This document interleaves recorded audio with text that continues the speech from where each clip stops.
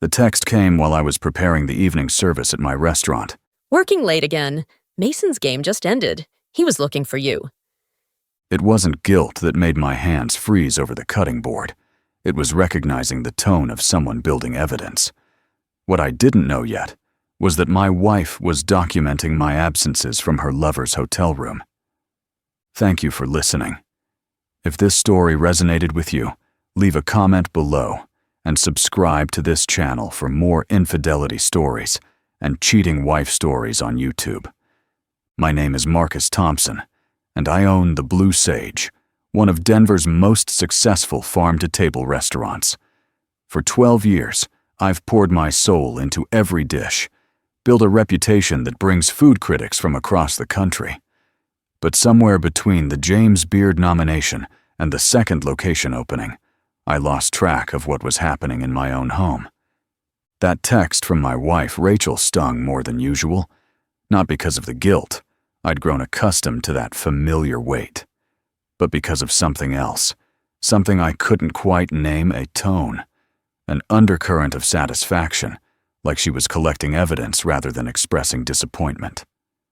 Mason, our 16-year-old son, played point guard for his high school team. I'd missed 5 games this season. Each absence had a reason: a new supplier meeting, a catering event for the governor, a kitchen emergency when my sous chef quit without notice. Rachel used to understand that the Blue Sage wasn't just a business. It was our future, Mason's college fund, our security. But understanding had turned to resentment, and lately, resentment had morphed into something else entirely. I first noticed the changes 6 months ago. Rachel, who'd been content as a part-time yoga instructor for years, suddenly developed expensive tastes. Designer activewear appeared in her closet. A new iPhone, treatments at the medical spa downtown that she claimed were self-care necessities. "Where's this money coming from?" I'd asked, reviewing our credit card statement. I've been picking up more classes, she said, not looking up from her phone. And maybe if you were home more, you'd know that. The yoga studio where she worked paid $40 per class. The math didn't add up, but I was too exhausted to push. Running a restaurant meant 14-hour days, supplier negotiations at dawn, staff management until midnight, always putting out fires, literal and metaphorical. Then came the schedule changes: wine club on Wednesdays, meditation retreats every other weekend.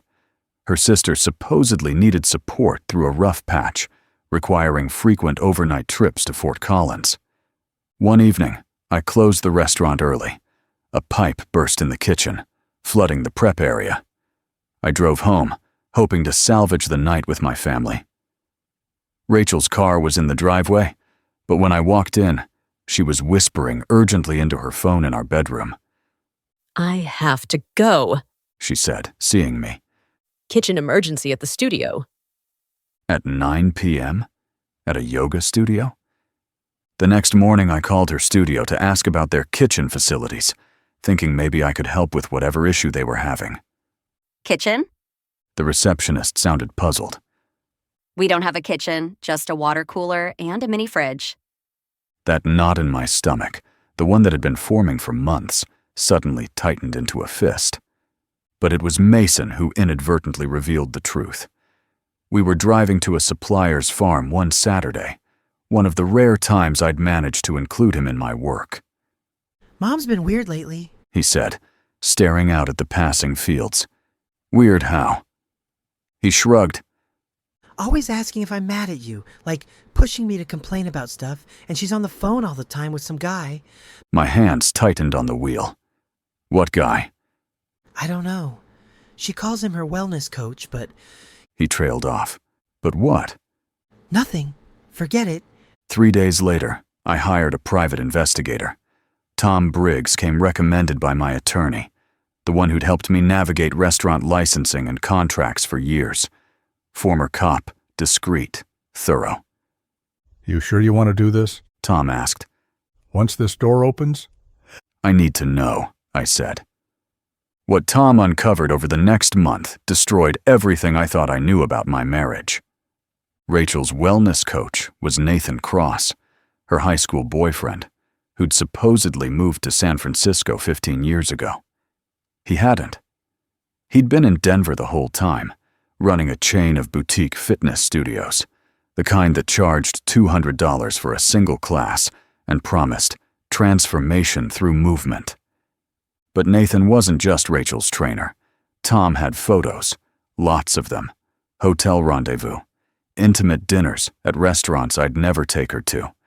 Too pretentious, too overpriced, too focused on presentation over flavor weekend retreats that were actually getaways to Vail and Aspen. The financial records were worse.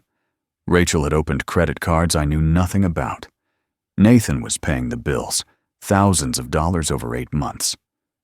She'd been living a double life funded by another man, while I worked myself to exhaustion, believing we were building something together. But the most devastating discovery came from Tom's surveillance of Rachel's communications. Text messages between her and her sister Laura, discussing strategy. Make sure to document every missed game, every late dinner. Mason's old enough to testify about his father's absence.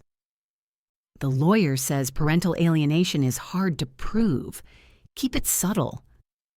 Nathan's attorney thinks I can get the house and significant alimony if we play this right. My wife wasn't just having an affair. She was orchestrating my removal from my own family. One text made me physically ill. Once the divorce is final, Nathan says Mason can work at one of his studios. Better than slaving in a hot kitchen like his father. The worst revelation? Nathan Cross was married, had been for 10 years, with 2 daughters in private school. His wife, Patricia, ran a successful marketing firm, and apparently had no idea her husband was financing another woman's exit strategy. I sat in my car outside the Blue Sage after closing, staring at Tom's report. 15 years of marriage, a son I loved more than life, a business I'd built from nothing, all of it about to be weaponized against me. But I wasn't going down without a fight. The next morning, I met with Robert Sterling, my business attorney, and his colleague, Diana Holmes, a family law specialist. This is extensive, Diana said, reviewing the evidence. She's made several critical errors. The secret credit cards, the financial support from a third party, that's dissipation of marital assets, and these texts about coaching Mason against you. Judges take parental alienation very seriously. What's our strategy? I asked. We file first, Robert said. control the narrative, request temporary custody based on the alienation evidence, and we do it before her attorney expects it. Over the next 2 weeks, we prepared meticulously. Tom continued surveillance, documenting Rachel's meetings with Nathan and her visits to Heather Blackwood, apparently one of Denver's most aggressive divorce attorneys. Meanwhile, I had to pretend everything was normal. It was the hardest performance of my life, harder than any dinner service, any critic's visit, any high-stakes catering event I came home earlier, delegated more to my sous chef, made it to Mason's games. Rachel noticed the change immediately. Why are you suddenly so available? She asked one evening, suspicion creeping into her voice. I realized I've been too focused on the restaurant, I said. Tom can handle more responsibility. Family comes first. Her face went pale. Her entire strategy depended on me being the absent father. My sudden presence was ruining her narrative. That night, I heard her on the phone with Nathan, voice panicked. Something's different. He's acting strange. What if he knows? I filed for divorce on a Monday morning while Rachel was at her fake yoga class, actually a meeting with Nathan at his downtown loft. By the time she returned home, glowing with secrets, a process server was waiting in our driveway. The call came while I was reviewing produce orders in my office. What the hell is this, Marcus? Her voice shook with rage and something else. Fear. Divorce papers, I said calmly. I know about Nathan, Rachel. The hotels, the credit cards, Heather Blackwood. all of it. Silence stretched between us. How long have you known? She finally whispered. Long enough to document everything. The financial fraud, the parental alienation, Nathan's marriage to Patricia. It's all in the filing. Marcus, please. We can work this out. You made your choices. For 8 months you've been planning to destroy me. Now you get to live with the consequences. I hung up. The emergency hearing was scheduled for Friday. Rachel arrived looking pale and shaken, flanked by Heather Blackwood. Nathan was notably absent. Tom had informed me that Patricia Cross had received an anonymous package documenting her husband's activities and had immediately frozen their accounts. The judge, a woman with 30 years on the bench, reviewed our evidence methodically. The photos, the financial records, the texts about coaching Mason against me. When she reached the messages between Rachel and her sister about documenting neglect, her expression hardened. Mrs. Thompson, The judge said, this court finds clear evidence of parental alienation and financial misconduct.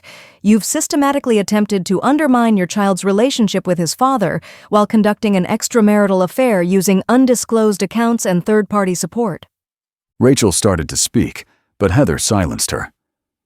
Temporary custody is awarded to Mr. Thompson. The judge continued. Mrs. Thompson will have supervised visitation pending a full psychological evaluation. I'm also ordering immediate forensic accounting of all undisclosed financial transactions. Rachel moved out that weekend, staying with her sister while her carefully constructed plan crumbled. Nathan disappeared. His wife had filed for divorce, and his business partners were questioning company funds that had been redirected to Rachel. The hardest part was talking to Mason. I know Mom's been saying things about me, I said one evening as we prepped vegetables in the Blue Sage's kitchen, our new tradition. She kept pushing me to be angry at you, He said, expertly julienning carrots like I'd taught him. asking if I felt abandoned, if I wished you were around more. It felt manipulative. I'm sorry you were put in that position. He set down his knife. Dad, I saw them together at that fancy place on Larimer. It was obvious. I didn't know what to do. We worked in silence for a while, the familiar rhythm of kitchen prep soothing us both. You know what's funny? Mason said eventually. She always complained about you working too much, but she never appreciated what you built. This place, it's amazing. You create something beautiful every single day. The custody evaluation took 2 months. Without Rachel's constant manipulation, Mason thrived. He started working at the restaurant on weekends, discovering a passion for the culinary arts I'd never dared hope for. The final divorce decree was everything Diana had predicted. Rachel received minimal alimony, 2 years of basic support. No claim to the Blue Sage or its profits. Limited, supervised visitation with Mason, who at 16 had told the court evaluator he wanted to live with me. She kept her car and received 30% of our savings, what remained after accounting for what she'd spent on her secret life. The house stayed with me. Rachel now teaches yoga full-time in Aurora, living in a small apartment. Nathan's marriage imploded spectacularly. Patricia took him for everything. His fitness empire crumbled when word spread about his financial improprieties. 6 months after the divorce, the Blue Sage received its first Michelin star. Mason was there for the announcement, wearing his chef's whites, grinning wider than I'd seen in years. To my father, He said at the celebration dinner, raising his glass of sparkling cider. who taught me that the best recipes require patience, dedication, and above all, integrity. A year later, I opened a second location with Mason as my apprentice. He decided to defer college for a gap year to study under me, a decision that would have horrified Rachel, but felt completely right to us. Sometimes I drive past the yoga studio where Rachel works, not out of nostalgia or regret, but as a reminder. She thought my dedication to my craft was a weakness to exploit. She never understood that passion for excellence, whether in the kitchen or in life, isn't about choosing work over family. It's about building something meaningful that can sustain a family. She mistook my absence for neglect, when every late night, every early morning, every missed game was an investment in our future. A future she was willing to trade for hotel afternoons with a man who was lying to his own wife. Now, Mason and I work side by side in the kitchen.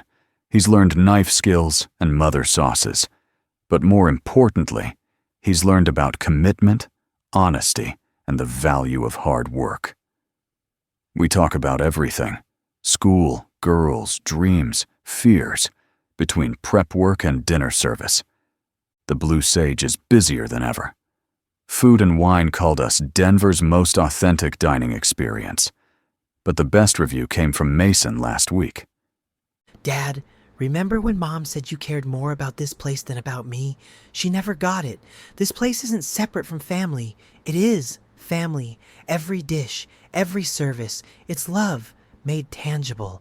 Rachel wanted to paint me as the villain in a story about abandonment and neglect.